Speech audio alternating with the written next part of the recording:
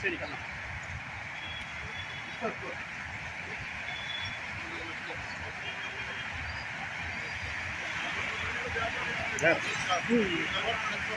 సరిపోతుంది.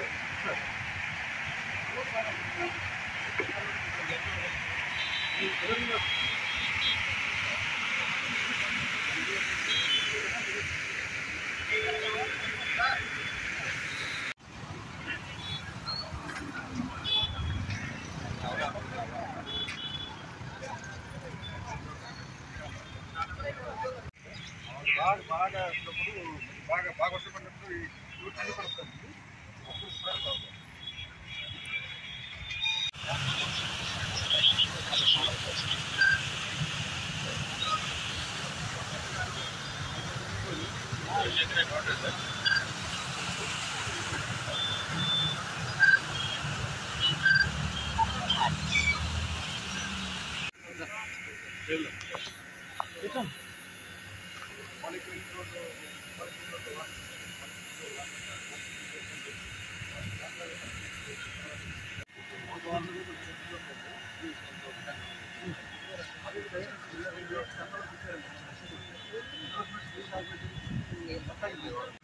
ఇది కూడా ఆవిష్కారం చేస్తాము. 15 రోజులు ఫీల్ చేస్తారు. ఇలా ఉంటాడు నీట్గా మీకు 15 రోజులు పాటు 8 రోజులు మళ్ళీ వాటర్ లాగిస్తాం. నెక్స్ట్ మంత్ ఎన్నిలో అది 6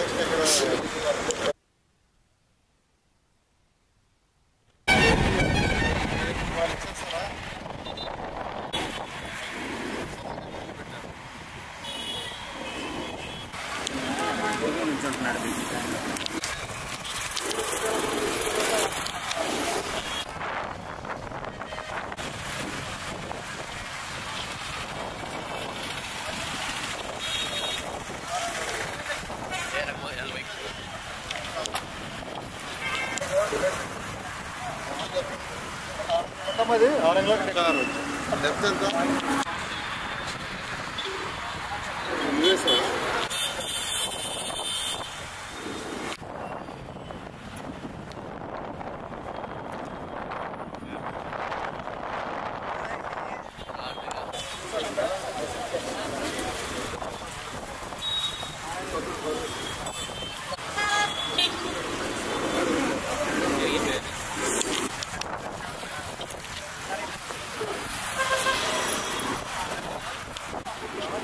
ఏది మీ బస్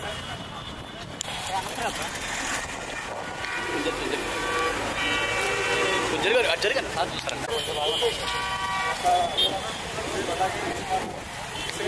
వీడియోగ్రాఫర్ వెనక బ్లూ షర్ట్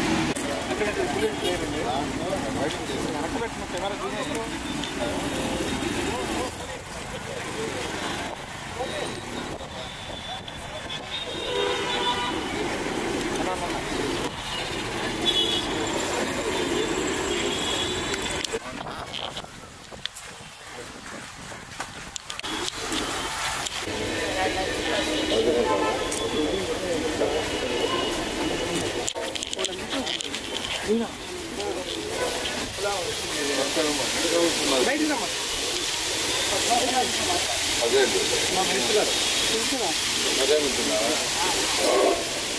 తలిపేసాను బయటకు వచ్చి తలిపేసానమ్మా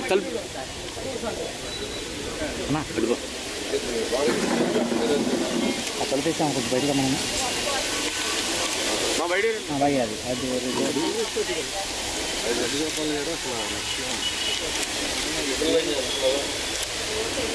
సరే కెమెరా తీసుకున్నా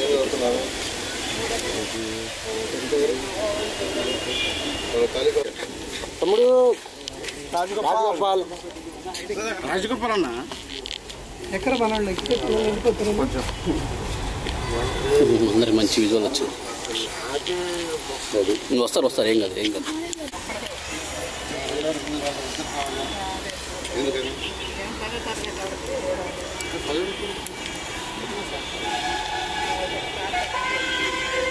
చెప్పండి సార్.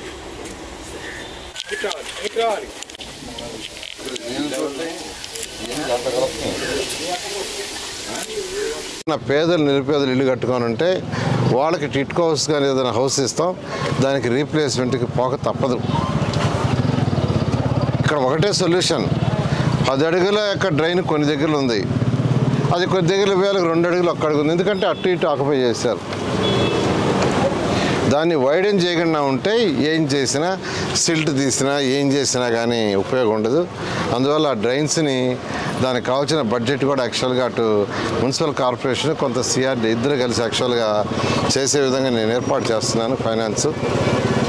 అందువల్ల నేను ఒకటే రిక్వెస్ట్ చేసేది, అటు ప్రజాప్రతినిధులు కానీ వాళ్ళందరూ కూడా వాళ్ళకి నచ్చజెప్పి వాళ్ళు ఎవరిని ఇబ్బంది పెట్టం, పేదవాళ్ళని ఎవరిని ఇబ్బంది పెట్టడం ఈ ప్రభుత్వ లక్ష్యం కాదు.